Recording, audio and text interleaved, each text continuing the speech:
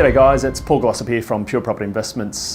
Today we're joined by Aaron Christie-David. Aaron Christie-David is a mortgage broker who has a large amount of experience in investment property loan structures. What we'd really like to cover today in this educational series is 2 points. One is understanding the difference between interest only versus principal and interest and where the pitfalls and benefits are there, and also loan structure when it comes to either fixing or staying variable. So Aaron, if I'd throw it to you, talking about those aspects there, if you could explain to our viewers a little bit more about what the benefits and potentially pitfalls are in those two components. Sure, thanks Paul. A common question I get is, what's the difference between principal and interest versus interest only? And I'd say if you've got your own home, that's your own occupied property, principal interest is the way to go, with the goal of paying down the debt as fast as possible, which would be fortnightly repayments, using the benefits of offset account as well.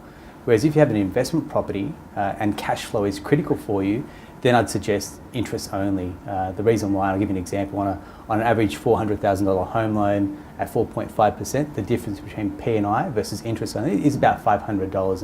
And to a savvy investor, cash is king, so therefore there's a slight difference in your monthly repayments there. To your point about fixed versus variable, the first question I ask anyone is, say I want a 3-year fixed rate, well I say, what's your 3-year plan? And if you don't really have one, then what's the goal for a 3-year fixed, for example? So one, do you have a plan during that time? Because if you choose to sell it, then you're up for break costs as well, which is always important to remember. Fixed costs do provide a security, but if rates do come down, then you've kind of lost out there a little bit as well. So I'd say stay variable until you have a very clear goal as to why you want to fix. And if rates are sharp enough, then I'd say lock it in. It's very savvy advice, and I think from that component really, there's a couple of things that resonate very clearly with me is, if you don't have a goal, then fixing really doesn't achieve much other than potentially put you in the position that you're going to have to pay pretty large break fee costs. And I've seen it happen time and time again for investors saying they want to fix in just because they see a sharp rate. But ultimately, if it means that, part of that is going to be they need to either A, refinance, or B, sell that property.